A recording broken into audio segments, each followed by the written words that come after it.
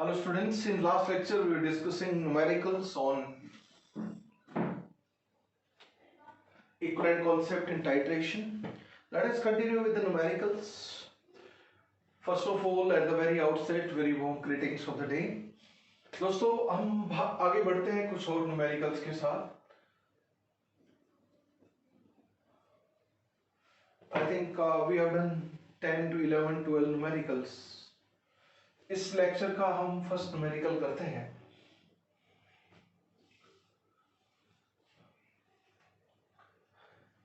Equivalent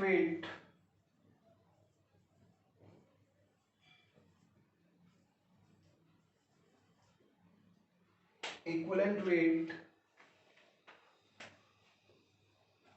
of a metal is 12. What is equivalent weight of first metal oxide, second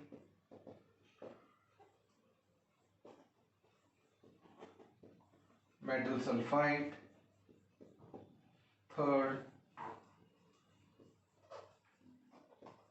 metal chloride, fourth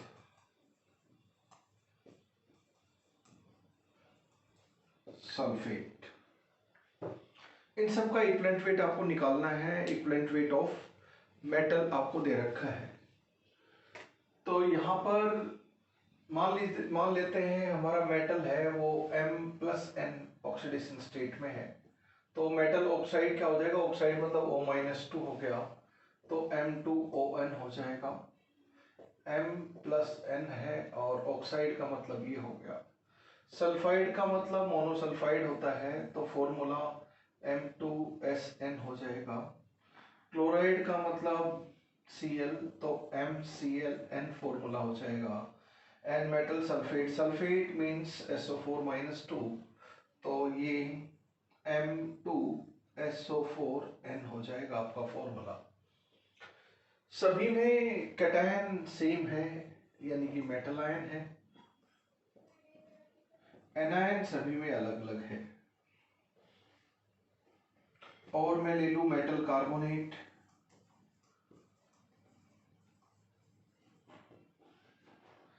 तो carbonate होता है बच्चों CO3-2 और metal हो गया ये, तो मेटल कार्बोनेट हो गया CO3N. ये हो गया मेटल कार्बोनेट. तो अगर हम बात करें equivalent weight of metal oxide, तो हम बोलेंगे equivalent weight of cation plus equivalent weight of anion. उस चीज को हम लोग यूज करेंगे. तो ये कितना हो जाएगा? कैटायन का इक्विवेलेंट वेट मेटल आयन का दे रखा है 12, एनायन मतलब 16. आयन का एन फैक्टर उसका चार्ज होता है, तो एटॉमिक मास डिवाइड बाई 2. तो ये आपका आंसर हो जाएगा ऑन कैलकुलेशन. यहाँ पे अगर हम equivalent weight of metal sulphide बोलें, तो equivalent weight of cation plus equivalent weight of anion. दोस्तों ये तो 12 दे रखा है equivalent weight of cation. Sulphide का कितना हो जाएगा? 32/2. ये आपका आंसर हो जाएगा. Equivalent weight of metal chloride क्या हो जाएगा? Equivalent weight of metal plus equivalent weight of chloride. Metal का तो 12 दे रखा है, क्लोराइड का 35.5 divide by 1. On summation u will get your answer. Equivalent weight of metal sulphate क्या हो जाएगा? Equivalent weight of cation plus equivalent weight of anion. और cation का 12 है और एनायन का 96/2 हो जाएगा.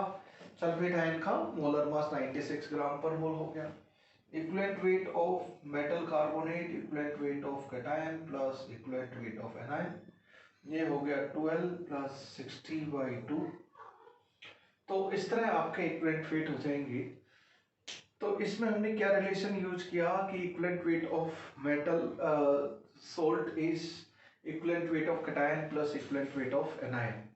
किसी भी salt, oxide, sulphide, nitrate, carbonate का इक्विवेलेंट वेट हम equivalent weight of cation plus equivalent weight of anion से हम लोग लिख सकते हैं।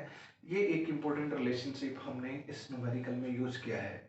इन this particular numerical this is the best tool. एक बार आप कैलकुलेशन करें and final get the answer on doing the calculation quickly. I will get back to you in next 1 minute fast.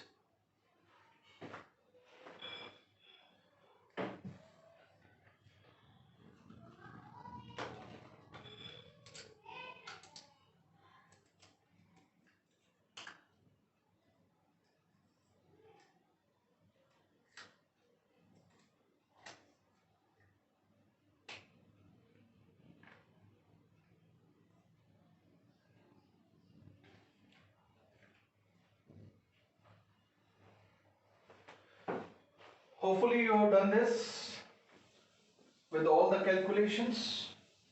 दोस्तों हम आगे बढ़ेंगे अब डिफरेंट टाइप ऑफ न्यूमेरिकल्स। तो इस न्यूमेरिकल से हमने एक चीज सीखी कि equivalent weight of salt is equivalent weight of cation plus equivalent weight of anion. इस रिलेशन का हमने यूज किया है। In fact equivalent weight of compound is equivalent weight of cationic part plus equivalent weight of anionic part. ये relation हम आगे भी continuously use करते रहेंगे। दोस्तों बहुत सारे न्यूमेरिकल हम कंटिन्यूएशन में करते चले जाएंगे वन आफ्टर अनदर। हम कुछ न्यूमेरिकल लेते हैं फर्दर ऑनवर्ड्स। न्यूमेरिकल 2 है आपका, let me take certain numericals. Equivalent weight of metal बताओ 20 gram, 24 gram of a metal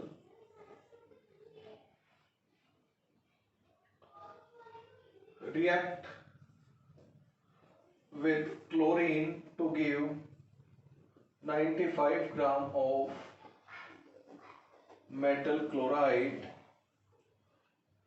What is equivalent weight of metal?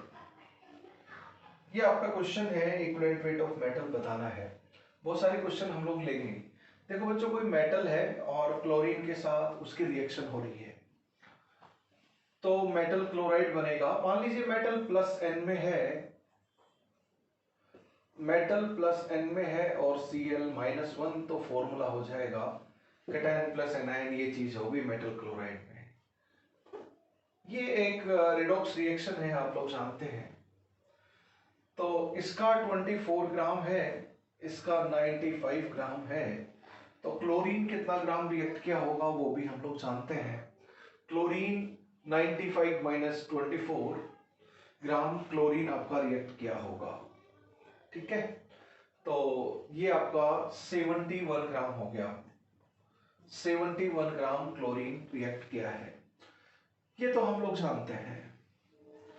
0 से प्लस एन, इसका एन फैक्टर एन हो गया। Cl2 0 से -1, तो इसका एन फैक्टर 2 हो गया। इसका एन फैक्टर आपका एन है। और इसमें total cationic total anionic charge, इसका एन फैक्टर एन हो गया। टोटल कैटायनिक चार्ज और टोटल एनायनिक चार्ज। अब देखो, ये मैंने 71 ग्राम क्लोरीन रिएक्ट किया होगा। ये मैंने कहां से निकाला? कंजर्वेशन ऑफ मास से निकाला। अब इसका भी अमाउंट पता है, इसका भी अमाउंट पता है, इसका भी अमाउंट पता है, तो डायरेक्टली मैं कुछ भी कर सकता हूँ। Equivalent weight of metal reacted is equal to equivalent weight of chlorine reacted is equal to equivalent weight of metal chloride form. ये प्रोड्यूस है, ये रिएक्टेड है और ये भी रिएक्टेड है। एन फैक्टर साथ साथ जरूर लिखते रहें। एन फैक्टर आप साथ साथ जरूर लिखते रहें। Make habit of writing the N factor. अब इक्विवेलेंट तो हम रिएक्टेंट प्रोडक्ट के बराबर हर न्यूमेरिकल में करते हैं, ये तो कॉमन कहानी है, चलती रहेगी। अब इक्विवेलेंट लिखने के 4 फॉर्मूलाज हम लोग लिखते हैं। यहाँ पे इसका भी वेट, इसका भी वेट, इसका भी वेट, यानी कि हमें वेट वाला फॉर्मूला इक्विवेलेंट का यूज करना है, होता है W/E। इक्विवेलेंट ऑफ मेटल है तो रिएक्टेड, तो weight of metal reacted divide by equivalent wait. इसको क्या लिख सकता हूं? Wait of metal, wait of metal कितना है? 24 ग्राम। डायरेक्टली पुट कर देते हैं। वेट ऑफ मेटल 24 ग्राम है divide by equivalent wait. Wait of chlorine 71 ग्राम और इक्विवेलेंट वेट ऑफ क्लोरीन कितना होता है 35.5। Equivalent weight of chlorine m/2 होगा। m कितना है इसका 71 है, तो इक्विवेलेंट वेट कितना हो जाएगा m/2 यानी कि 35.5। चाहे इसको आप ऐसे लिख दो m/2। इसका 95 ग्राम है मेटल क्लोराइड का weight divide by equivalent weight. Equivalent weight of metal chloride क्या लिख सकता हूं मैं, equivalent weight of metal chloride को equivalent weight of cation plus equivalent weight of anion, इसको हम E बोल दे रहे हैं, तो ये हो जाएगा E प्लस 71/2। तो दोस्तों अब आप इसको इससे इक्वेट करें या इसको इससे इक्वेट करें या इसको किसी भी दो को आप इक्वेट कर लीजिए, आपका काम हो जाएगा। तो अगर हम इसको इससे इक्वेट करें तो इधर 2 आ जाएगा और इन दोनों से अगर हम देखें तो 24/E is equal to 2 implies equivalent weight is equal to 12 gram per equivalent. ये आपका इक्विवेलेंट वेट आ गया। आप इसको भी यूज करें। ध्यान रखें equivalent weight of cation plus equivalent weight of anion से हमने equivalent weight of metal chloride लिखा है, ऐसा आपको बहुत बार यूज करना पड़ेगा।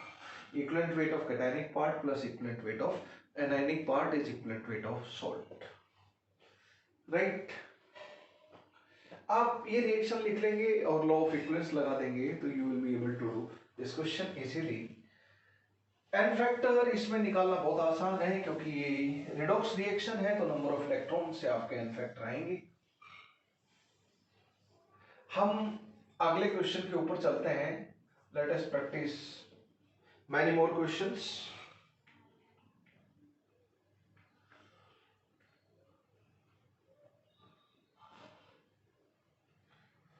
नेक्स्ट क्वेश्चन है बच्चों हमारा, बहुत सारे क्वेश्चन हम एक के बाद एक प्रैक्टिस कर रहे हैं, आप क्वेश्चन लिखते जाए। On heating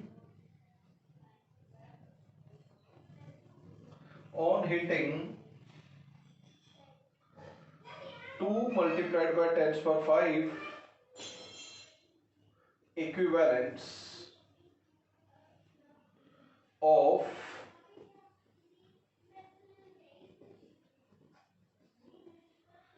Na2CO3 dot 10H2O Na2CO3 dot XH2 बोला है ना, और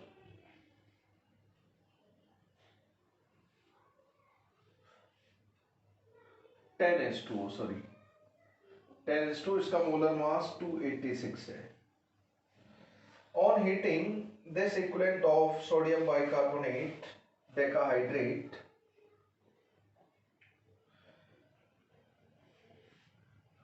18 multiplied by 10⁶ gram of H2O is lost। ठीक है, find value of x। Find value of x question ये है। देखो बच्चों, on heating this equivalent of Na2CO3 इतना gram of H2O is lost, find the value of x। इसमें थोड़ा सा कंफ्यूजन हो सकता है आपको क्वेश्चन करते टाइम कि इसमें सारे वाटर मॉलिक्यूल चले गए या फिर कुछ वाटर मॉलिक्यूल गए। तो देखो कुछ भी नहीं बोला हो तो सारे वाटर मॉलिक्यूल हीटिंग पे गए, इतना हीटिंग किया, ऑब्वियसली ये मानना पड़ेगा, अदरवाइज क्वेश्चन में एम्बिग्यूटी क्रिएट हो जाएगी। इसका एन फैक्टर आप बताओ। इसके 1 मोल से 10 मोल H2O लॉस होते हैं, इसके 1 मोल से 10 मोल H2O लॉस होते हैं। ये सॉरी x है, x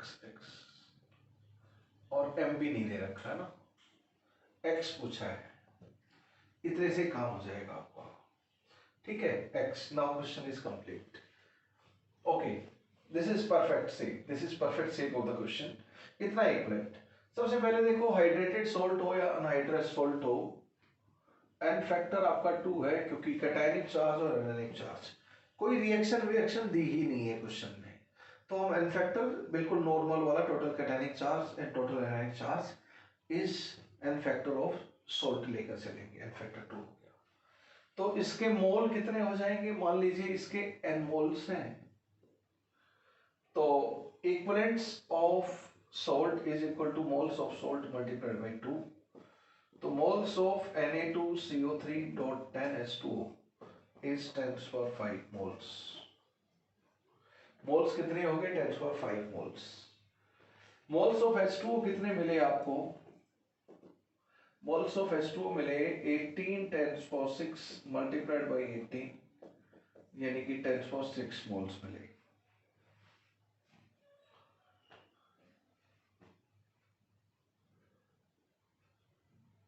10⁶ मोल्स मिले आपको।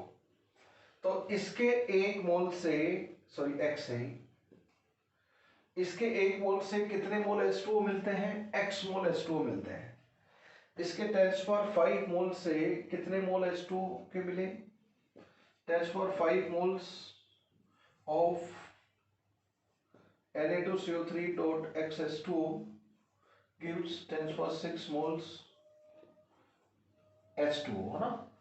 10⁶ moles of H2O हमें मिल गए, ठीक है। तो एक मोल से कितने मिलेंगे,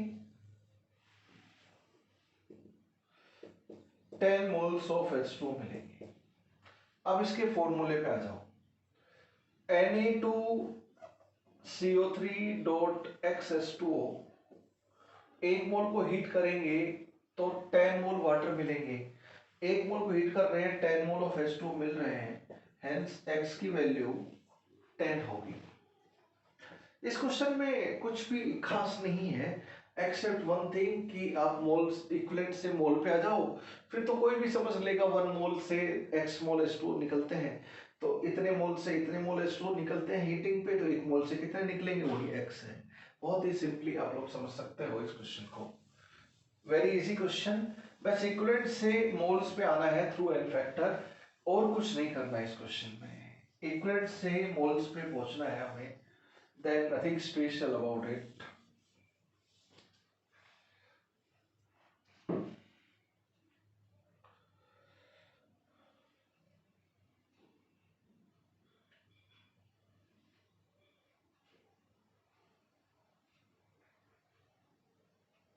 Equivalent weight of a metal is,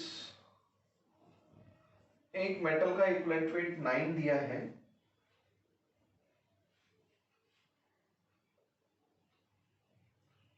question number 4, what volume of hydrogen is liberated, what volume of H2 is liberated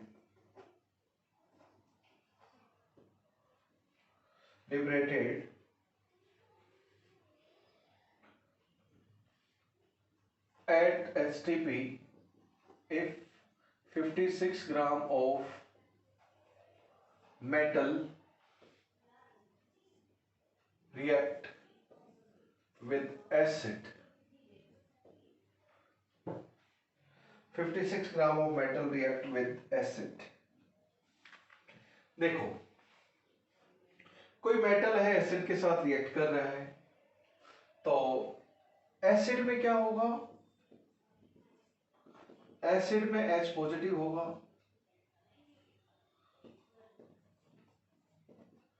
अब यहां पे मेटल सोल्ट बनेगा, जनरल जो एसिड की मेटल के साथ रिएक्शन होती है, हाइड्रोजन गैस लिबरेट होगी। रफली दिस इज द रिएक्शन, वो मेटल के ऊपर डिपेंड करता है। जैसे जिंक है, H2SO4 के साथ जिंक सल्फेट सोल्ट बनेगा और H2 गैस लिबरेट होगी, जैसा कि होता है। H+1 से 0 में गया, है ना, तो 1 इलेक्ट्रॉन और 2 हाइड्रोजन है, तो एन फैक्टर हाइड्रोजन का 2 हो गया। तो हम क्या बोल सकते हैं, मेटल का वेट दे रखा है 56 ग्राम, हाइड्रोजन का वॉल्यूम पूछा है स्टेट, इसके बारे में इंफॉर्मेशन रखी है, इसके बारे में पूछी है, तो इन दोनों के इक्विवेलेंट इक्वेट कर देते हैं, है ना। Equivalent of metal reacted is equal to equivalent of hydrogen. Hydrogen आपका प्रोड्यूस होगा और मेटल आपका रिएक्टेड होगा। अब देखो, इसका तो एन फैक्टर मुझे पता है 2 है, इसका एन फैक्टर की जरूरत ही नहीं है क्योंकि डायरेक्टली इक्विवेलेंट वेट दे रखा है। चूंकि इसका मेटल दे रखा है, मेटल का वेट दे रखा है, तो इक्विवेलेंट ऑफ वेट के लिए मेटल का वेट दे रखा है, तो W/E से इक्विवेलेंट लिखूंगा। हाइड्रोजन गैस का वॉल्यूम प्रोड्यूस पूछा है एसटीपी के ऊपर, तो गैस का क्या निकालेंगे हम, क्या तो mole multiplied by N factor कर लो या फिर volume at STP divide by standard equivalent volume से आप लोग निकाल लें। तो इसके लिए W/E फॉर्मूला यूज करूंगा और उसके लिए volume at litre divide by standard equivalent volume. Equivalent के चारों में से कोई एक फॉर्मूला आपको बिंदास यूज करना होता है, वो आपको सिलेक्ट करना पड़ेगा। मेटल का वेट है तो 56 डिवाइड बाय W/E कर दिया, इक्विवेलेंट वेट 9 है मेटल का। Volume in litre at STP divided by standard equivalent volume. Standard equivalent volume क्या होता है, standard molar volume divide by N factor. ये आ गया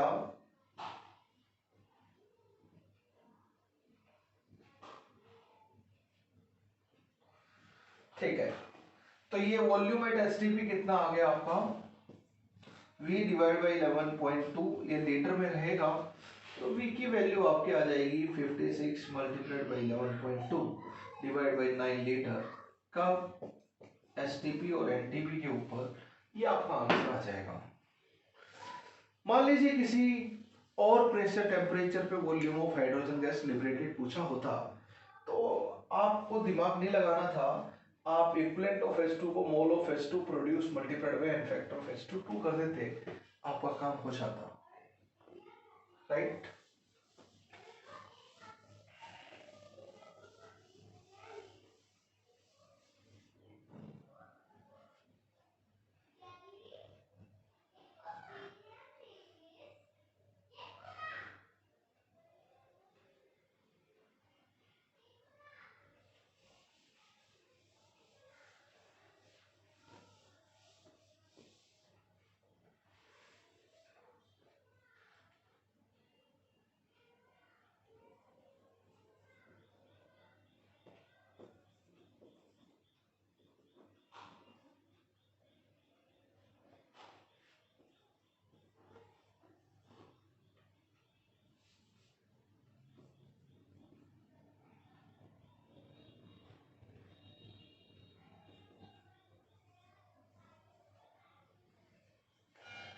What mass of iron produce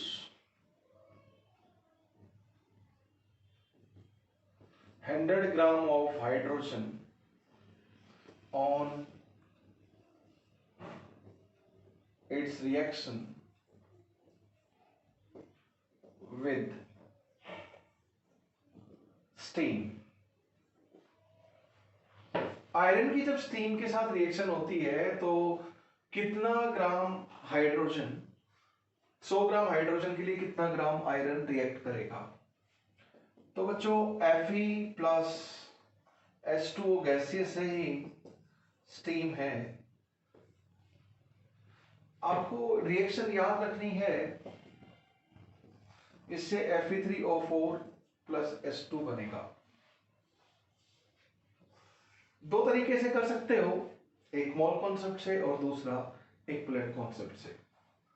hydrogen इधर +1 में है और यहाँ पे हाइड्रोजन 0 है, 0 से +1 आप बोलोगे कि आपका एक इलेक्ट्रॉन गेन हुआ होगा, तो 2 हाइड्रोजन है H2 में, तो एन फैक्टर इसका 2 होगा। यहाँ पे ऑक्सीडेशन स्टेट 8/3 है, तो यहां पर 8/3 है और यहां पर 0 है, तो ये ऑक्सीडेशन है, तो इसका एन फैक्टर 8/3 होगा। 0 से 8/3 इलेक्ट्रॉन लॉस हुए, तो ये हो गया आपका 8/3 एन फैक्टर, राइट। इसका वेट पूछा है और इसका वेट दे रखा है, तो equivalent of iron reacted is equal to equivalent of steam produce. Balancing की जरूरत नहीं है, बस एन फैक्टर निकल गया, इतना ही रिएक्टेंट प्रोडक्ट लिखने की जरूरत होती है। जब तक प्रोडक्ट और ये रिएक्शन आपको याद भी होनी चाहिए। जब आयरन रेड हॉट स्टीम के साथ रिएक्शन करता है तो Fe3O4 magnetic oxide and hydrogen gas liberate होती है। जस्ट रिमेंबर इट, ये इक्वेशन आपको ध्यान में रहनी चाहिए। तो क्या हो जाएगा, equivalent weight of iron reacted is equal to equivalence of hydrogen produce. N factor साथ साथ जरूर लिखते रहें। तो ये क्या हो जाएगा, weight of iron reacted divide by equivalent weight. Equivalent weight कितना हो जाएगा, W m by n factor 8/3 है। इसका वेट कितना है 100 gram divide by equivalent weight कितना हो जाएगा 2/2 है ना। 2 ग्राम होता है मोलर मास, तो m बाई एन फैक्टर इसका 2 है, तो इससे आपका वेट ऑफ आयरन रिएक्टेड आ जाएगा। That is the wait of iron reacted. Okay, तो बस आपको ये रिएक्शन पता है। सेम रिएक्शन को आप बैलेंस करके मोल कॉन्सेप्ट से भी कर सकते हो, पर आयरन की स्टीम के साथ रिएक्शन करके हाइड्रोजन गैस लिबरेट होती है, Fe3O4 प्लस हाइड्रोजन गैस बनता है। इसको आप ध्यान रखें, ये इक्वेशन आपको काम आती रहती है मोल कॉन्सेप्ट के क्वेश्चंस में। What wait of silver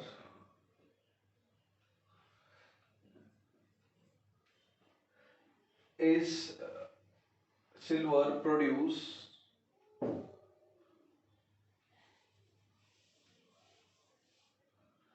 when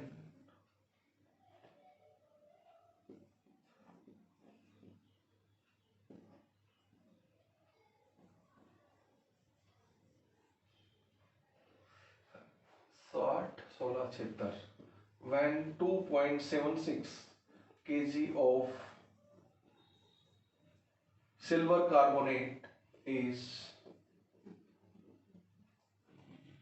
strongly heated। देखो, मोल कॉन्सेप्ट से भी कर सकते हो, इक्विवेलेंट कॉन्सेप्ट से भी कर सकते हो, चॉइस इज योर्स। सबसे पहले मैंने कार्बोनेट की हीटिंग बताई थी। मरकरी और सिल्वर के कार्बोनेट, सल्फाइड, सल्फेट और हाइड्रोक्साइड हीटिंग करने पर ऑक्साइड और CO2 देते हैं, लेकिन ऑक्साइड Ag2O जो बनता है वो अनस्टेबल होता है, वो Ag प्लस O2 में टूट जाता है। तो फाइनली हमें सिल्वर और मरकरी के कार्बोनेट, सल्फाइड, सल्फेट, हाइड्रोक्साइड को हीट करने पर मेटल सिल्वर मिलता है हमें, और CO2 प्लस O2 गैस भी यहाँ पर सिल्वर कार्बोनेट की हीटिंग से साथ में मिलेगी। तो Ag2CO3 को अगर हम हीटिंग करें, ये सबको पता होना चाहिए कि मेटल है। ये रिएक्शन आपको ध्यान होनी चाहिए, मोल कॉन्सेप्ट में भी काम आती है। तो बैलेंस केमिकल इक्वेशन भी लिखनी आनी चाहिए मोल कॉन्सेप्ट के लिए।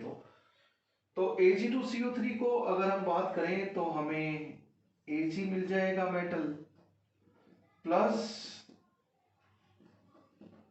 CO2 गैस मिल जाएगी, बैलेंस करें तो हाफ O2 गैस मिल जाएगी। डन।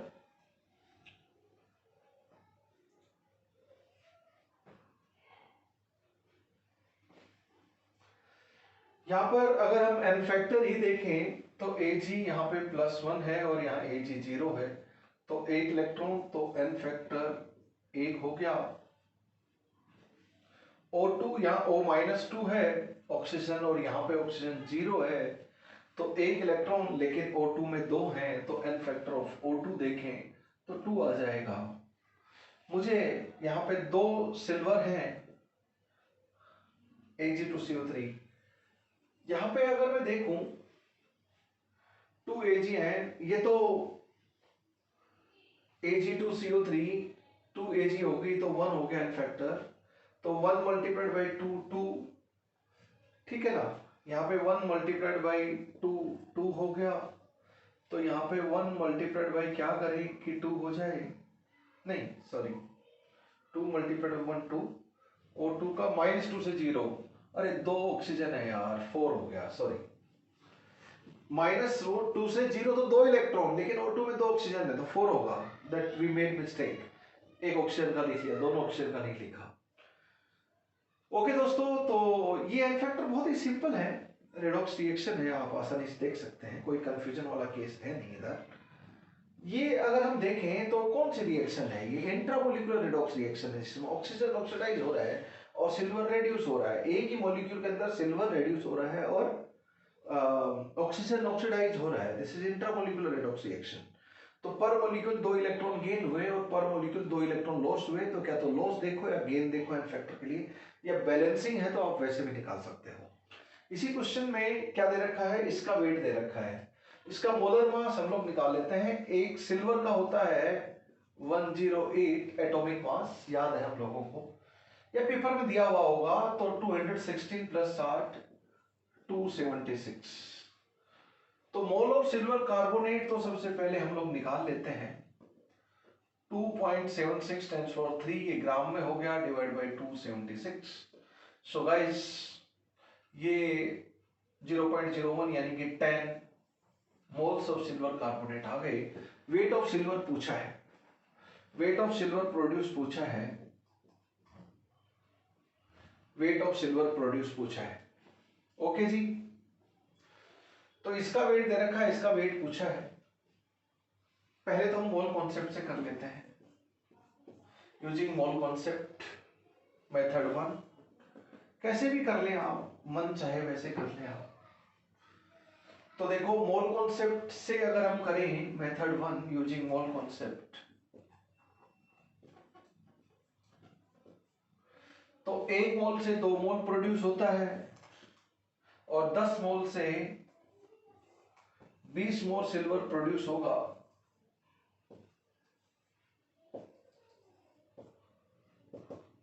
बीस मोल मतलब 20 मल्टीप्लाइड बाय 108 ग्राम आपका आंसर रहेगा, यानी कि 216 ग्राम इज 2160। 216 मल्टीप्लाइड बाय 10 यानी कि 2.16 kg इज योर आंसर। ये मोल कॉन्सेप्ट से हो गया।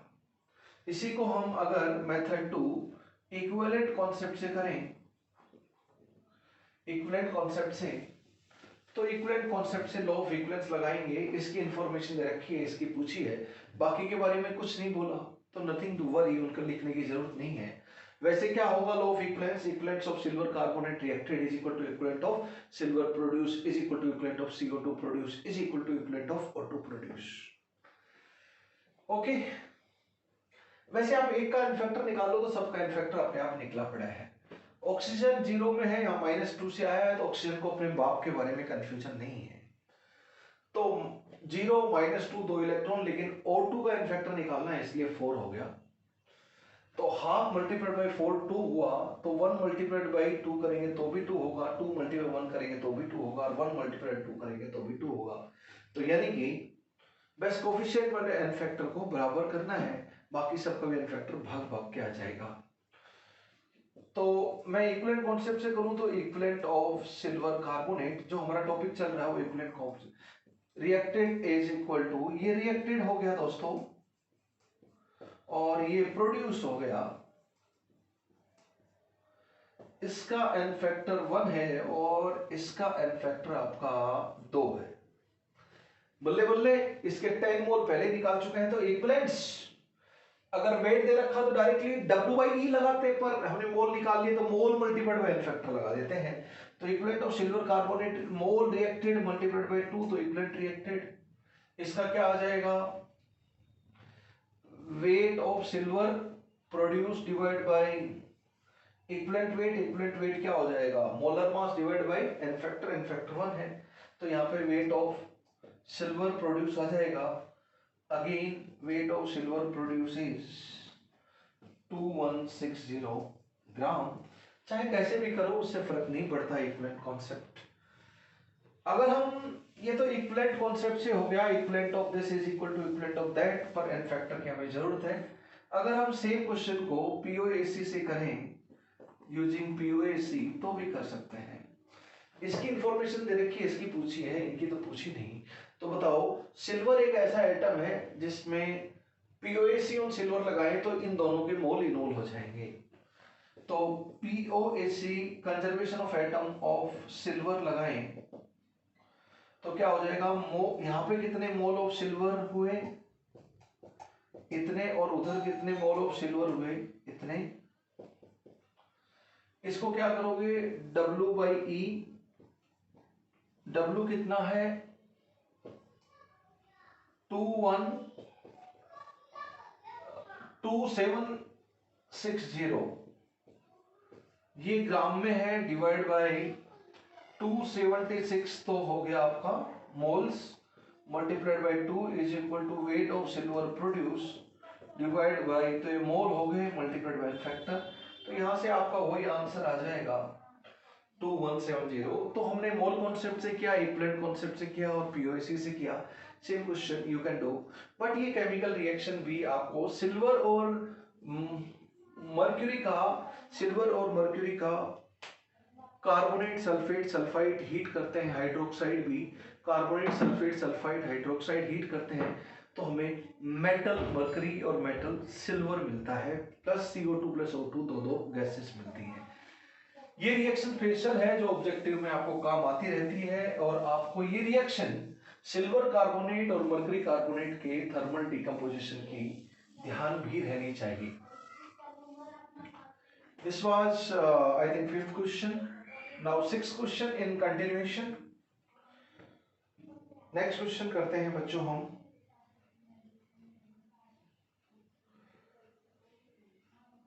Next question is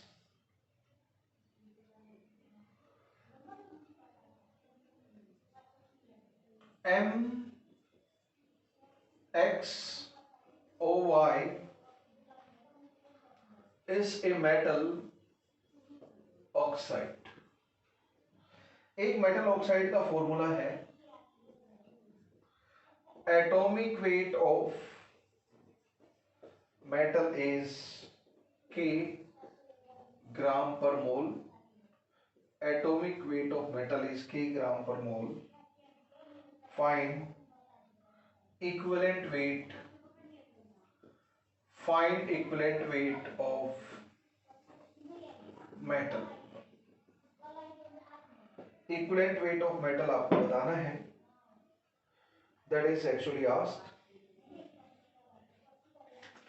देखो मेटल मतलब एलिमेंट का निकालना है, ऑक्साइड है तो ऑक्साइड है तो O-2 छुपा हुआ होगा, मोनोसल्फाइड या मोनोऑक्साइड O-2 S-2 होते हैं। तो इसको फॉर्मूला क्या होना चाहिए मेटल का, कि कोई मेटल प्लस N में है और ऑक्साइड ये है, तो फॉर्मूला क्या हो जाएगा M2ON, ये फॉर्मूला हो जाएगा। यानी कि मेटल के इधर 2 आएगा तो इसका ऑक्सीडेशन नंबर अपने आप ऑक्सीजन के नीचे आ जाएगा, स्टैंडर्ड ऑक्सीडेशन नंबर। अब आप बोलोगे सर ये आप ऑक्सीडेशन नंबर के पीछे क्यों पड़े हो, क्वेश्चन में साफ साफ बोला है कि atomic mass of metal K gram per मोल है, इक्विवेलेंट मास बताओ।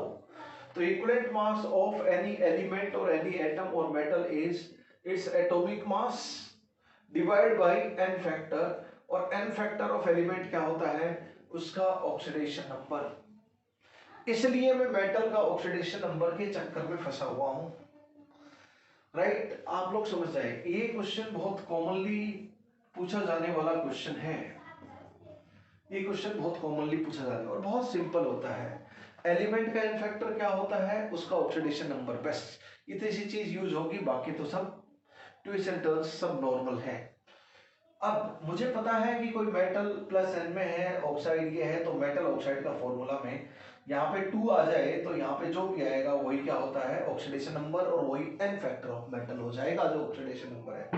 तो मेरे दोस्तों इसी फॉर्म में इसको सजा लीजिए। M मान लेते हैं कि इसका ऑक्सीडेशन नंबर n है, तो क्या हो जाएगा x multiplied by oxidation number, और उधर हो जाएगा y multiplied by 2 is equal to 0। तो ऑक्सीडेशन नंबर हो गया 2y बाई x। बस यही तो n फैक्टर हो गया मेटल का, एलिमेंट का, हो गया अपना तो काम। बताओ equivalent weight of metal, atomic mass K gram per मोल दे दिया, और ऑक्सीडेशन नंबर क्या है आपका, oxidation number is 2y by x, तो ये 2y बाई x आ गया, तो kx/2i is your answer. k की फॉर्म में आपको आंसर देना है, x और y की फॉर्म में आपको आंसर देना है, तो आपका आंसर आ गया। एक तो इस तरह निकालो ऑक्सीडेशन नंबर ON मानकर, कुछ भी वेरिएबल मान लो आप, या फिर इसको उसी तरह सजाओ, इस फॉर्मेट में लेके आओ, है ना, इस फॉर्मेट में लेके आओ। तो इधर 2 लेके आना है, तो क्या करूं, MOY/X दोनों साइड x से डिवाइड कर दिया, अब 2 से मल्टीप्लाई कर दो, तो क्या आ गया इधर n की जगह पर 2y/x, जो हमने वैसे निकाला था वो आप मैपिंग करके भी लेकर आ सकते हो। तो equivalent weight of element is equal to its atomic weight divide by n factor of element is its atomic weight. हमने एलिमेंट के n फैक्टर का इस्तेमाल किया है। इधर एलिमेंट का n फैक्टर हमने कैसे निकाला था, उसका ऑक्सीडेशन नंबर से। तो ये बहुत ही प्यारा क्वेश्चन है, इस तरह के क्वेश्चन आपको पूछे जाते हैं, such kind of questions are generally asked। तो इसमें बस एक ही चीज है कि ऑक्सीडेशन नंबर निकाल लीजिए, आपका काम हो जाएगा। Let us move to next question guys। एक मेटल के सल्फाइड है, एक मेटल का सल्फाइड है, जैसे कॉपर के 2 सल्फाइड होते हैं, cuprous sulphide and cupric sulphide, है ना। यहाँ पे दोनों सल्फाइड हैं, ये क्यूप्रस का है, ये क्यूप्रिक का है। इसी तरह एक मेटल है, एक मेटल के 2 सल्फाइड्स हैं, मान लेता हूं एक में मेटल प्लस N1 में है और दूसरे में मेटल प्लस N2 में है, ठीक है। सल्फाइड है, तो यहां पे फॉर्मूला हो जाएगा M2SN1 और यहां पे फॉर्मूला हो जाएगा SN2। यहां पे equivalent weight of metal first sulphide में दे रखा है, वो आपका K दे रखा है। यहां पे जो इक्विवेलेंट वेट ऑफ मेटल है वो E दे रखा है, ठीक है। इक्विवेलेंट वेट ऑफ मेटल दे रखा है। इसमें एक और इंफॉर्मेशन दे रखी है फर्स्ट में, metal to sulphur, weight of metal to weight of sulphur is X/Y in first, और सेकंड में weight of metal to weight of sulphur is Y/X, ठीक है। Then what is the relation between K and E? What is the relation between K and E? Question आप समझ ले। सबसे पहले एक मेटल के 2 सल्फाइड हैं, सल्फाइड तो S-2 होता है, 2 सल्फाइड हैं, तो 2 डिफरेंट ऑक्सीडेशन नंबर के साथ मेटल है। N1 और N2 ऑक्सीडेशन स्टेट मान लेते हैं, तो फॉर्मूला मेटल सल्फाइड का ये हो गया। इसमें कुछ मेटल कुछ ग्राम में प्रेजेंट होगा, कुछ सल्फर होगा, तो मेटल और सल्फर के मास जो इस सल्फाइड में प्रेजेंट है वो X/Y रेशियो में है, और यहाँ पे जो मेटल टू सल्फर का मास है मेटल सल्फाइड में वो Y/X रेशियो में है, जैसे इसका रेसिप्रोकल है। यहाँ पे इक्विवेलेंट वेट ऑफ मेटल है वो K है, और यहाँ पे इक्विवेलेंट मेटल है वो E है। K और E के बीच में रिलेशन निकालना है आपको, that is the question. Okay दोस्तों, देखो इधर सबसे पहले हम इस सल्फाइड की बात कर लेते हैं। Wait of sulphur divide by weight of metal divide by weight of sulphur. यहां पे सल्फर का एटॉमिक मास हम एटॉमिक मास ऑफ मेटल को हम A मान लेते हैं, ठीक है। एटॉमिक मास ऑफ मेटल को A मान लेते हैं, तो क्या हो जाएगा, वेट ऑफ मेटल कितना हो गया 2 multiplied by atomic mass 2A। Wait of sulphur कितना हो गया वेट ऑफ सल्फर हो गया आपका N1 multiplied by 32, N1 multiplied by 32, ठीक है ना, N1 multiplied by 32, 2A N1 multiplied by 32। अब देखो एक को मैं क्या लिख सकता, इक्विवेलेंट वेट ऑफ मेटल क्या होता है, equivalent weight of element is equal to its atomic mass divide by N factor. N factor कितना है इसका, ऑक्सीडेशन स्टेट N1। तो ये क्या हो गया, A बाई N1 हो गया और ये A बाई N2 हो गया, राइट। तो यहां पे क्या लिख सकता हूं, 2 मल्टीप्लाइड बाई के N1 लिख सकता हूं, A इज इक्वल टू के N1 divide by N1 multiplied by 32। तो N1 N1 के साथ खेलने चला गया, 2k by 32 x by y आ गया। हम बात करते हैं दूसरे, wait of metal by wait of sulphur by by x. Wait of metal कितना हो जाएगा, इसमें दो मेटल एटम है तो 2 multiplied by atomic mass of metal, तो वेट ऑफ मेटल आ गया। और N2 सल्फर एटम है तो N2 multiplied by atomic mass of sulphur.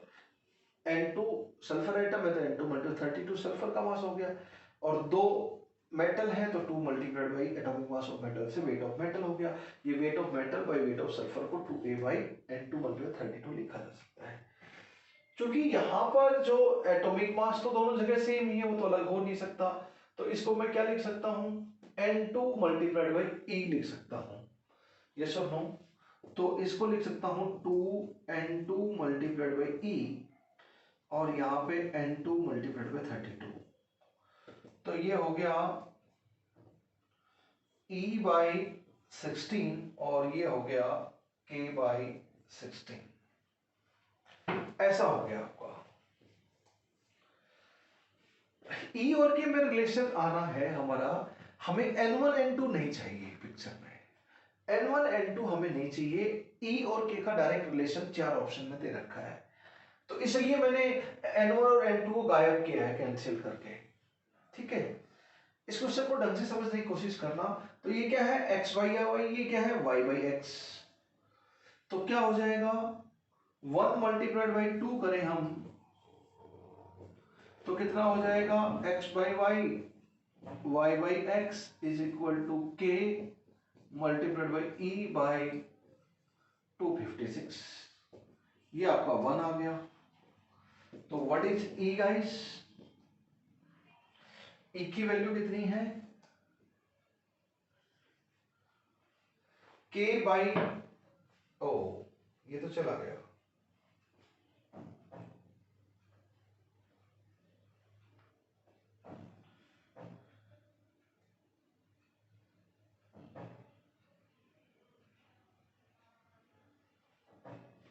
हाँ k मल्टीप्लाइड बाई e बाई 256, ये आपका आ गई वैल्यू। तो k मल्टीप्लाइड बाई e, तो e की वैल्यू कितनी आ गई 256 by k, this is your answer. Oh wait of metal by sulphur, ठीक है, 2A divide by N2 multiplied by 32। कहीं पे कोई हमने इधर उधर तो वैल्यू नहीं पुट कर दी है, जस्ट वी नीड टू सी, देख लेते हैं एक बार।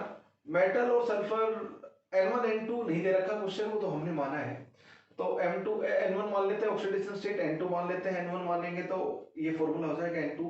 मेटल टू सल्फर का X:Y है, मेटल टू सल्फर का Y:X वेट रेशियो दे रखा है, तो मेटल का 2A divide by N1 multiplied by 32 और उधर N2 मल्टीप्लाइड बाई 32, ये x बाई वाई है, और मेटल टू सल्फर इधर रखा है y बाई एक्स, ठीक है। इसको मैं लिख सकता हूँ equivalent weight multiplied by K1 लिख सकता हूँ, उसका oxidation state.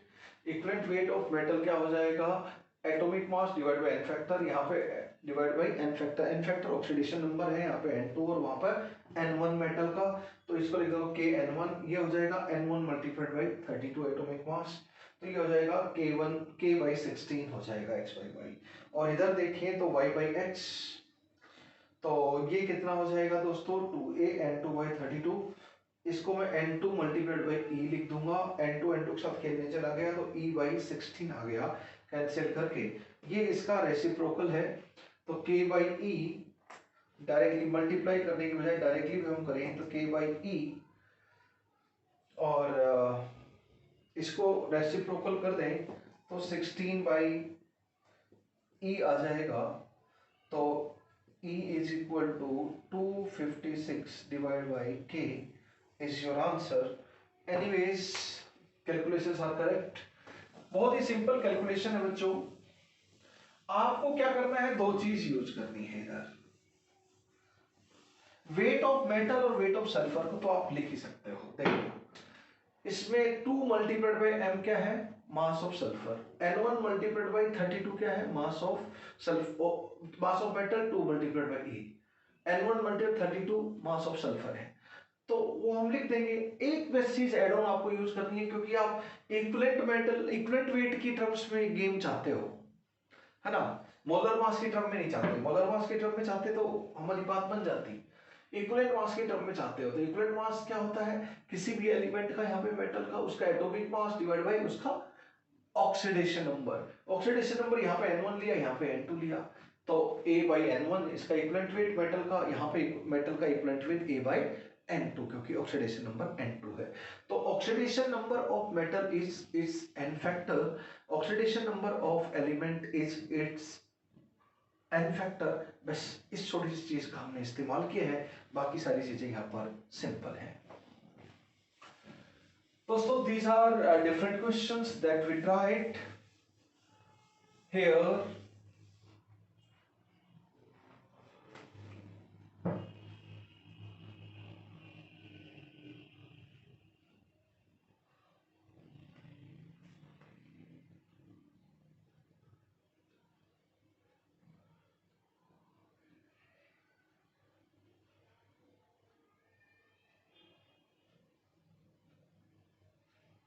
Let us do some more questions.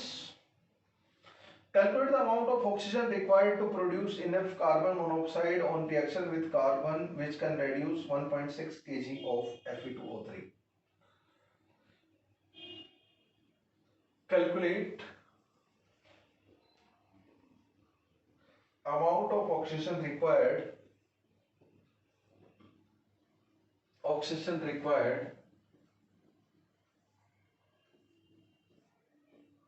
O2 required, amount of O2 required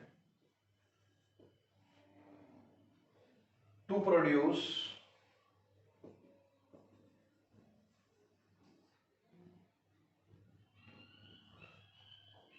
enough CO, carbon monoxide, enough carbon monoxide on reaction with carbon, on reaction with carbon, which can reduce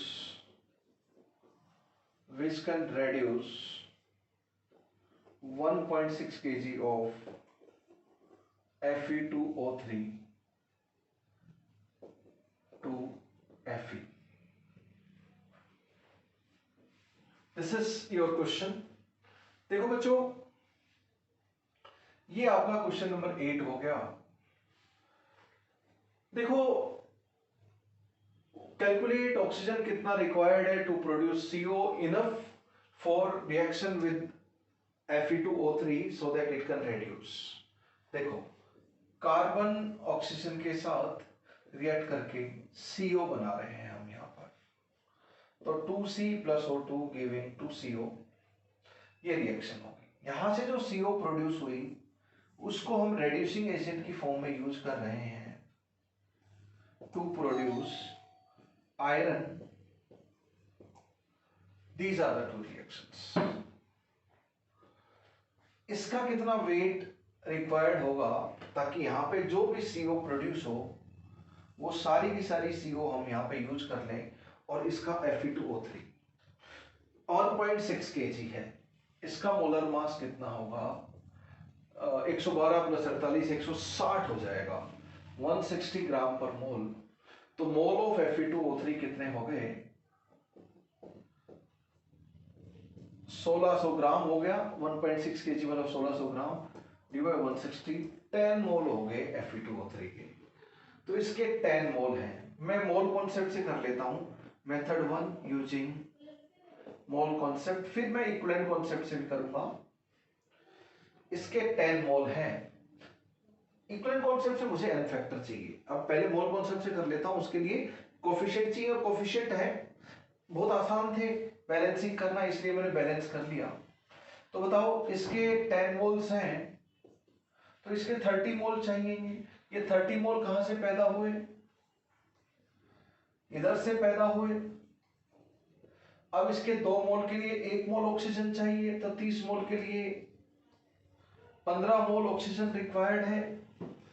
तो mole of oxygen required is equal to weight of oxygen required, क्योंकि weight पूछा है, divide by molar mass of oxygen required, ये आपका 15 है। तो weight of oxygen required is 45 plus 30 80, 480 gram आपका mole concept से आंसर आ जाएगा। मैंने सिंपल कोफिशिएंट से गेम खेला। इसका 10 मोल को रेड्यूस करना है तो इसके 30 मोल चाहिए। अब बोल रहा है कि 30 मोल यहां से आए, अब यहां से कितनी, इस 30 मोल को पैदा करने के लिए कितनी ऑक्सीजन चाहिए? 2 मोल CO पैदा करने के लिए 1 मोल ऑक्सीजन, तो 30 मोल हमें चाहिए एडिक्वेटली, तो 15 मोल O2 हमें रिक्वायर्ड होगा। 15 मोल O2 मतलब 480 ग्राम O2 हमें रिक्वायर्ड होगा, एंड दैट्स ऑल, हो जाएगा हमारा काम। ये तो मोल कॉन्सेप्ट था। अब हम आ जाते हैं इक्विवेलेंट कॉन्सेप्ट के ऊपर। Method second is method of equivalence. Equivalent concept से इसी क्वेश्चन को हम लोग करते हैं। तो बच्चों इक्विवेलेंट कॉन्सेप्ट के लिए जैसे ही करोगे तो ये कोफिशिएंट की तो जरूरत नहीं है, वो तो मोल कॉन्सेप्ट के लिए जरूरी था, लेकिन एन फैक्टर की तो जरूरत पड़ती है यहां पर। तो बताओ 0 से +2 में गए तो 2 इलेक्ट्रॉन हो गए, तो एन फैक्टर कितना आ गया? 2। और 0 से -2 गए तो एन फैक्टर कितना आ गया? 4 आ गया, क्योंकि 2 ऑक्सीजन है। अब आप बोलोगे कि सर इसमें कार्बन तो 0 से +2 ऑक्सीडाइज होके जा रहा है और ऑक्सीजन 0 से -2 रेड्यूस होके जा रही है, तो इसका बिल्कुल एक ही सिचुएशन, क्या तो इलेक्ट्रॉन लॉस वाले पास से देखो या गेन वाले पास से देखो, दोनों में 2-2 है, तो हम 2 लेंगे। नेट इंट्रामोलिकुलर रेडॉक्स रिएक्शन में जैसे है, नेट लॉस और नेट गेन नहीं लेंगे, क्या तो लॉस लेंगे इलेक्ट्रॉन या गेन लेंगे इन रिडक्शन हाफ और ऑक्सीडेशन हाफ, एक चीज है ना। यहाँ पे अगर हम बात करें तो यहाँ पर +3 है ऑक्सीजन, यहाँ पे +2 है, यहाँ पे +4 है। ऑक्सीजन यहाँ पर दोनों साइड -2 है, यहाँ पे आयरन 0 है, तो +3 से 0 ये रिडक्शन हो गया 3, तो इसका एन फैक्टर तो 3 हो गया। इसका एन फैक्टर 2 आयरन है, तो इसका एन फैक्टर आपका 6 हो गया। +2 से +4 2 इलेक्ट्रॉन, तो एक ही कार्बन है, एन फैक्टर 2, एक ही कार्बन है, एन फैक्टर 2। इसके 10 मोल्स हैं बस। अब देखो इंपॉर्टेंट चीज, मैंने बोला था लॉ ऑफ इक्विवेलेंस, इक्विवेलेंट बराबर करने हो तो एक रिएक्शन में आपस में रिएक्टेंट प्रोडक्ट की करना, 2 रिएक्शन में आपस में मत करने, क्योंकि न्यूमेरिकल में 2 रिएक्शन 3 रिएक्शन कई रिएक्शन हो सकती है एक ही न्यूमेरिकल में, कई रिएक्शंस की बात की जा सकती है। यहाँ पे जैसे 2 रिएक्शन की बात की गई है, तो इस रिएक्शन के इक्विवेलेंट बराबर करो और इस रिएक्शन के आपस में इक्विवेलेंट बराबर करो। यहाँ पे जितने मोल प्रोड्यूस हुए सारे मोल यहाँ पे कंज्यूम हुए हैं, पर देखो आप 10 मोल यहाँ पे रिएक्ट हुए तो कितने इक्विवेलेंट हो गए? मोल मल्टी एन फैक्टर 60 इक्विवेलेंट हो गए, तो इसके भी 60 इक्विवेलेंट रिएक्ट हुए होंगे। 60 इक्विवेलेंट मतलब मोल कितने हो गए दोस्तों? इक्विवेलेंट क्या होता है? मोल मल्टीप्लाइड बाय एन फैक्टर इसका 2 है, CO का ये 60 है, तो मोल कितने हो गए? 30 मोल्स हो गए। ये 30 मोल सारे के सारे यहां पर प्रोड्यूस हुए। इसके 30 मोल के लिए तो इसके इक्विवेलेंट देख लो, इक्विवेलेंट कितने हैं? मोल क्या होगा? मोल मल्टीप्लाइड बाय एन फैक्टर, तो इक्विवेलेंट कितने हो गए? दोबारा से 60 इक्विवेलेंट हो गए। अब इसके 60 इक्विवेलेंट हो गए तो इसके भी 60 इक्विवेलेंट रिएक्टेंट प्रोडक्ट के बराबर रहते हैं। इसके 60 इक्विवेलेंट रिएक्ट हुए तो इसके भी 60 इक्विवेलेंट रिएक्ट हुए, यानी कि 30 मोल।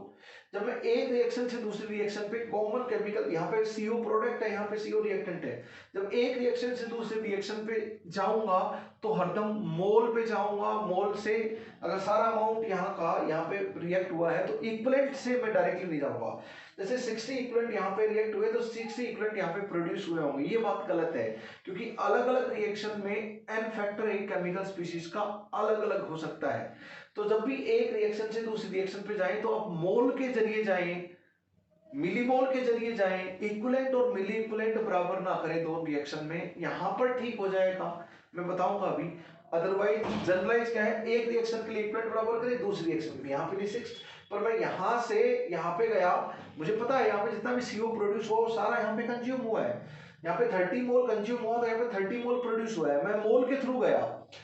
इक्विवेलेंट दोबारा 60 बराबर आ गए वो बात अलग है, क्योंकि यहाँ पे एन फैक्टर बराबर है दोनों जगह कॉमन केमिकल स्पीशीज का, इसलिए इक्विवेलेंट बराबर आ गए। और एन फैक्टर एक केमिकल स्पीशीज का अलग अलग रिएक्शन में अलग अलग हो सकता है, तो यहाँ पे अगर अलग अलग होता ना तो मोल तो यहाँ से यहाँ सारे बराबर हो जाते हैं, क्योंकि सारा जितना प्रोड्यूस हुआ वो इस रिएक्शन में कंज्यूम हुआ है, लेकिन इक्विवेलेंट बराबर नहीं हो पाते जब एन फैक्टर अलग होता। यहाँ पे by chance n factor same है, तो अलग अलग रिएक्शन पे लॉ ऑफ इक्विवेलेंस लगाएं जैसे मैं लगा रहा हूं, पर एक रिएक्शन से दूसरी रिएक्शन पे कॉमन केमिकल स्पीशीज के थ्रू जाएं तो आप मोल्स के जरिए जाएं, मिलीमोल्स के जरिए जाएं, इक्विवेलेंट्स और मिली इक्विवेलेंट्स को इस्तेमाल ना करें। तो ये 60 मिली इक्विवेलेंट हो गए तो इसके भी इक्विवेलेंट हो गए तो इसके भी 60 इक्विवेलेंट रिएक्ट करे होंगे। अब इसके 60 इक्विवेलेंट हैं तो इक्विवेलेंट 60 है तो mole of O2 multiplied by इसका एन फैक्टर हो गया इस रिएक्शन में, तो मोल ऑफ O2 क्या हो गए 15 मोल मतलब इतना ग्राम, यानी कि 480 ग्राम इक्विवेलेंट कॉन्सेप्ट से आपका आंसर आ गया। अब आप बोलोगे सर कि यहाँ पे जितना भी CO प्रोड्यूस हुआ सारा यहाँ पे कंज्यूम हुआ, तो ये जरूर बोल सकते हैं यहाँ पे 30 जितने मोल प्रोड्यूस हुए उतने मोल यहाँ पे कंज्यूम हुए, जितने मिलीमोल यहाँ पे प्रोड्यूस हुए उतने मिलीमोल यहाँ पे रिएक्ट हुए, जितने मिलीग्राम और ग्राम यहाँ पे रिएक्ट हुए उतने ही मिलीग्राम और ग्राम यहाँ पे रिएक्ट हुए। ये बातें सही है, पर ये बोलना हरदम सही नहीं होगा कि यहाँ पे जितने इक्विवेलेंट उसके प्रोड्यूस हुए X, तो यहाँ पर भी X इक्विवेलेंट ही रिएक्ट होंगे CO के कॉमन केमिकल स्पीशीज। ये बात गलत हो सकती है कब, जब सेम केमिकल स्पीशीज जैसे CO कॉमन है दोनों रिएक्शन में, उसका एन फैक्टर दोनों रिएक्शन में अलग अलग हो। यहाँ पे 2 और 2 सेम है, पर हरदम ऐसा नहीं होता, क्योंकि एक केमिकल स्पीशीज का एक रिएक्शन में एन फैक्टर खास होता है, दूसरी रिएक्शन में अलग हो सकता है। तो जब एन फैक्टर कॉमन हो तो आप बिंदास गेम खेल लें। किसकी इंफॉर्मेशन पूछी है, इसके 10 मोल दे रखे हैं, इसका पूछा है, तो आप जब जब कॉमन केमिकल स्पीशीज का एन फैक्टर क्या है कॉमन है और सारा अमाउंट वहां से यहां प्रोड्यूस हुआ है, जब कॉमन केमिकल स्पीशीज का एन फैक्टर सेम हो दोनों रिएक्शन में, तो आप डायरेक्टली बताओ इसका अमाउंट पूछा है, इसका अमाउंट दे रखा है, तो डायरेक्टली आप क्या करो, equivalent of O2 produce in reacted in second first reaction is equal to equivalent of Fe2O3, इसका एन फैक्टर 6 है और इसका एन फैक्टर 4 है। आप डायरेक्टली कर दें weight of O2 divide by equivalent weight of O2, yes और no, 32/4 हो गया। यहां पे क्या हो जाएगा, वेट कितना है 1600 ग्राम है डिवाइड बाय 160, ये तो हो गया, और 6 इसका एन फैक्टर है, तो इससे डायरेक्टली वेट आ जाएगा आपका 480 ग्राम, आपका आंसर आ जाएगा, दैट्स ऑल। तो दोस्तों व्हाट आई मीन टू से कि डायरेक्टली करने पर कब, जब कॉमन केमिकल स्पीशीज का एन फैक्टर दोनों रिएक्शन में कॉमन हो, सेम हो, तभी इस रिएक्शन और इस रिएक्शन के केमिकल स्पीशीज के इक्विवेलेंट्स बराबर कर सकते हो, मिली इक्विवेलेंट्स बराबर कर सकते हो, व्हेन जब कॉमन केमिकल स्पीशीज का एन फैक्टर कॉमन हो। अदरवाइज गलती हो जाएगी। जब यहां पे कॉमन केमिकल स्पीशीज का एन फैक्टर, इस चीज को मैं 3-4 बार रिपीट कर रहा हूं जानबूझकर, क्योंकि लॉ ऑफ इक्विवेलेंस में इक्विवेलेंट एक रिएक्शन के रिएक्टेंट प्रोडक्ट के बराबर करते हैं, दो रिएक्शन के आपस में नहीं। इस चीज को मैं आपके दिमाग में डालना चाहता हूं, क्योंकि यहां पे आप ट्रैप में आओगे, यू विल मेक मिस्टेक। एक आदत पड़ जाएगी, मजा आ गया इक्विवेलेंट कॉन्सेप्ट पढ़ते टाइम क्या, अरे किसी के भी इक्विवेलेंट आपस में इक्वेट करो, भाई इसकी इंफॉर्मेशन पूछी है, इसकी दे रखी है, तो मैं तो डायरेक्टली O2 और Fe2O3 के इक्विवेलेंट बराबर कर दूंगा। यहां तो बाई चांस ठीक हो जाएगा, क्योंकि क्वेश्चन में वो चीज टेस्ट ही नहीं की, बेसिक फंडा। लेकिन जहां पर टेस्ट करेंगे वहां पे गड़बड़ हो जाएगा। तो दोस्तों एक रिएक्शन के इक्विवेलेंट बराबर करें, और को जो कॉमन केमिकल स्पीसीज है एक रिएक्शन से दूसरे रिएक्शन में, एक में जो प्रोड्यूस हुई दूसरे में सारी सारी कंज्यूम हो गई, तो आप मोल्स और मिलीमोल से एक रिएक्शन से दूसरे रिएक्शन में जंप करें, इक्विवेलेंट्स और मिली इक्विवेलेंट्स से एक रिएक्शन से दूसरे रिएक्शन पे जंप ना करें। लेकिन जब कॉमन केमिकल स्पीशीज का एन फैक्टर कॉमन हो दो रिएक्शन में, तो इक्विवेलेंट्स यहां और यहां की किसी भी केमिकल स्पीशीज के इक्विवेलेंट्स आपस में बराबर कर सकते हो, रिएक्टेंट के रिएक्टेड और प्रोडक्ट के इक्विवेलेंट प्रोड्यूस आपस में बराबर कर सकते हो। जैसे मैंने यहां पर रिएक्टेंट का और यहां पर रिएक्टेंट के आपस में इक्विवेलेंट बराबर किए, क्योंकि एन फैक्टर कॉमन है। I repeated this thing 2-3 times at least, I think, to put it at right place in your memory। मेरे बच्चों इस चीज का ध्यान रखें, ये बहुत क्रिटिकल चीज है। इसलिए मैं चिल्ला चिल्ला कर बोल रहा था कि लॉ ऑफ इक्विवेलेंस आप एक ही लॉ ऑफ इक्विवेलेंस आप एक केमिकल रिएक्शन के लिए लगाएं, उसी के इक्विवेलेंट आपस में बराबर करें। किसी भी 2-3 रिएक्शन हो तो किसी भी रिएक्टेंट और किसी भी प्रोडक्ट के आप नहीं कर सकते बराबर। Okay, next question. Two acids H2SO4 and H3 are neutralized separately by same amount of alkali. Oh my God. Let us stop here. Thank you very much. Jai Hind, Jai Bharat.